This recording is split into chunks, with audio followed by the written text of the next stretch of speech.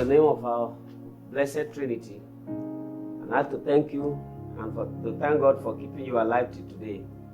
It is by His mercy and grace that we are not consumed. Once again, I welcome you to the series of our discipleship period, a time where we share the Word of God on deep spiritual truths. And I sincerely pray that today, as we share together, the Lord will open heavens and will bless you. Shall we pray? Father, it's another moment in your presence, and we beg that, Lord God, you will give us utterance. Open the heavens and bless our souls. Let the Holy Ghost speak so powerfully to the minds of your people. At the end, the speaker and the hearers will bless together. In Jesus' name we pray. Amen and amen. This day, I like to be speaking and teaching on the title that I call A Man's Enemy Are Members of His Household. One of the things that informed this topic is the way the issues of the enemies have been going on. A lot of people are talking about enemies. When you get to a place and you have not prayed against enemies, oh my God, you have not started. I remember many years ago when I had a program in Osun State. I got to the place, the Lord brought my attention how the church has become enemy-centric, if you would like me to use that word, enemy-centric. That is, concentration had gone to the enemies. And so, that day I came on board and I called for prayers that the people should pray that all their enemies would die. They prayed violently with every amount of sincerity. And at the end of it all, it took me time to calm the prayer voices. It was a terrible time. It took me hours if I could silence the people from praying against their enemies. When I raised the prayer point for Nigeria, people just prayed. And it was not quite long, everywhere became silent. It became obvious that there are wrong impressions and wrong attitude when it comes to the issue of enemy. Today, I like to say, I borrow my topic from what the writer, the prophet Micah, the book of prophet Micah, chapter 7, and I read verse 6. Micah in his writing, when addressing devastation of sin, he got to verse 6 and he mentioned, he said, "For the son dishonored the father, the daughter riseth up against her mother, and the daughter-in-law against her mother-in-law. A man's enemies are men of his own house." And while Jesus was talking about what his presence in the home could do, he repeated that statement in Matthew's Gospel, chapter 10. And I read verse 36. Hear Jesus' version of the story. He said, "A man's foes shall be they of his own household." I like to discuss. We will be looking at who actually is members of your household. And we'll be looking at what they do. And then we'll look at how to conquer close enemies. If Jesus said that a man's foes are members of his household, it demands caution. The way we go about this issue of praying all my enemies die. I'm not saying that there are no enemies. No. But the basic enemy you have is the devil.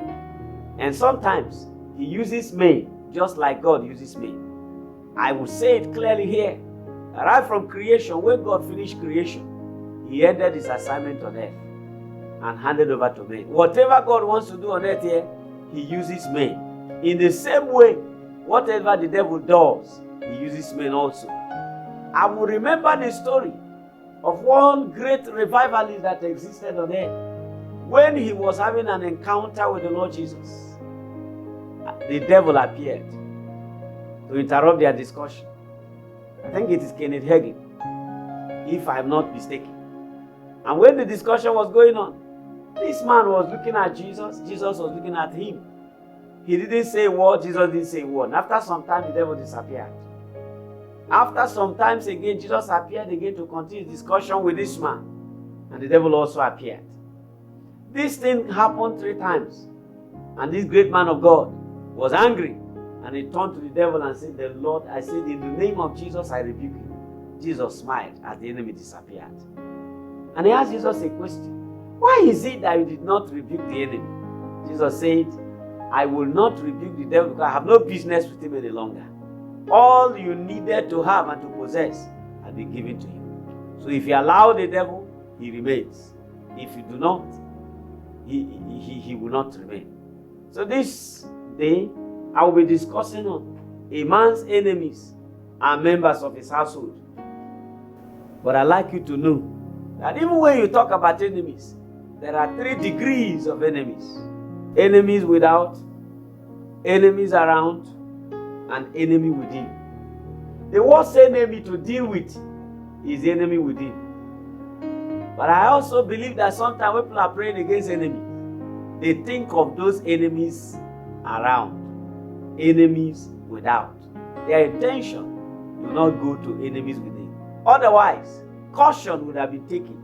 The way we pray this prayer today, how will it look like? That the enemy, so to speak, that is dealing with your life is your father. And you are praying for him to die. Will you be happy to know that your father is your enemy? I think the answer is no. So this day, we are looking at enemies of a man's household. Who actually are members of your household? These may or may not basically refer to your relations. In Psalm 55, verse 12 to 14, he said, for it was not an enemy that reproached me, then I would have done it. Neither was it he that hated me, that did magnify himself against me. Then I would have hid myself from him. But it was thou, a man my equal, my guide, and my acquaintance. We took sweet counsel together and walked into the house of God in company. From this passage, the psalmist gave the picture that when we talk about household enemy, we are referring to men like himself, his companion, close friends. It could also mean relatives anyway, people of same class. It could also speak of fellowship members. And the Bible says, when you talk about enemy, remember that the man's enemy are members of his household. It could be someone's parents anyway. Many years ago, we heard about a young lady that was at the age of marriage, but no man came for her marriage.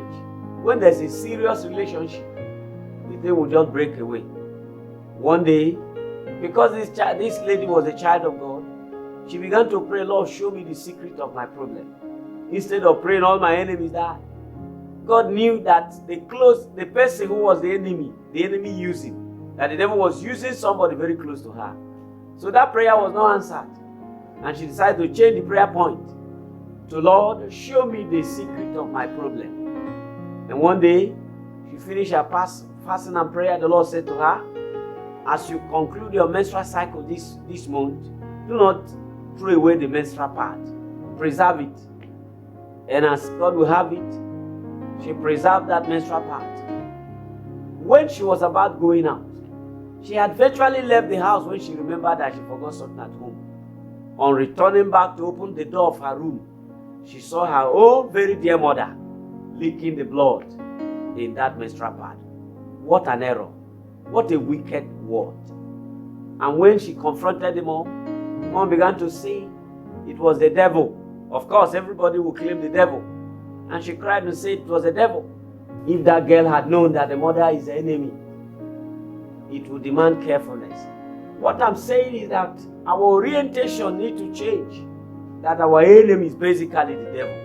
Because most of the time, the enemy cannot come to you and say, I'm the devil. And most of the times, he will not use people far away. He will use people close by. And based on that, today, we need to change our orientation.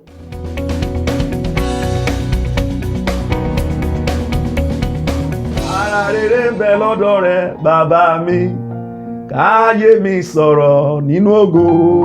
Ayé máa sọ̀rọ̀ nínú ògo màmá.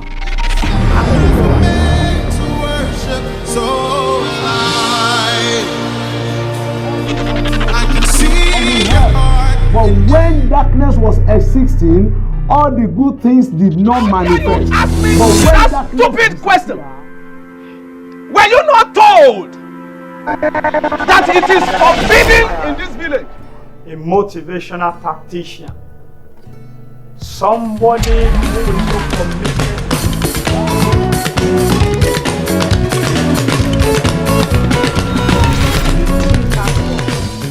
When it comes to mobile phone, because some ladies are very dangerous clear out that the children were after the hands of their father, while the sons were after the face.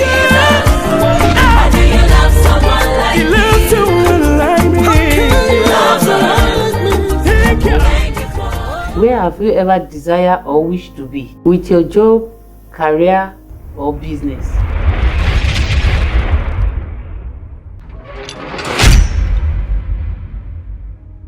The question is, what does these enemies do? Number one, enemies of the household and enemies around you, which you may not take cognizance of. But the devil will never come to you and say, I'm an enemy. It must only be with those who are close by. So what do? Number one, they lie against someone. They are the ones who know you. And because they are close to you, nobody will disbelieve them. They lie against you. Again, they go ahead to pollute the minds of helpers, people who should help you. And because they are close to you, those they talk to will definitely believe that what they were saying is correct. They expose your secret to the enemy.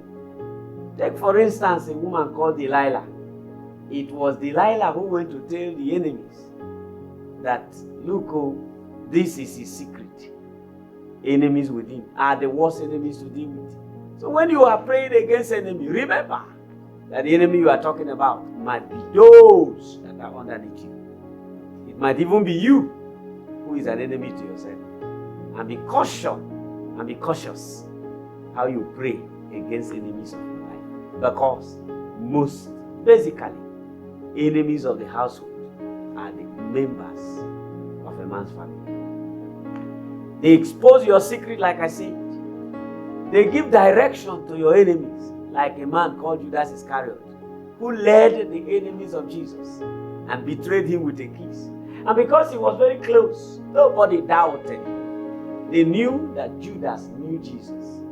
And so, the enemies again, they dig a pit for your downfall, like Haman dug a pit for Mordecai. And again, they set stumbling blocks for your fall. And they raise the voice of accusation to accuse you. And because they are close by, nobody will doubt them. So be careful when you are dealing with enemies, that most of the time they are close by. How do you then conquer the enemies of the household? Associates, friends. Listen to what Jesus said. If it were an enemy, I would have opposed it. But it was you, my close associate. In fact, that wasn't the matter. Jesus said, the psalmist said, you even go to the church. You take sweet counsel together with me. You attend fellowship together. How will I suspect that you are an enemy? But it was you who had lifted up your head against me. To conquer the enemies, we want to look at Joseph as an example. But basically, Romans chapter 8 verse 28 says, all things work together for good to them that love the Lord. When Joseph's brother rose against him, he never complained, he never grumbled. But his love for God was not interrupted. So, to conquer the enemies, because all things are working together for good, even those ones that the enemies think they are opposing you with, God has a way to turn it around. One way to conquer the enemies is to increase your love for God.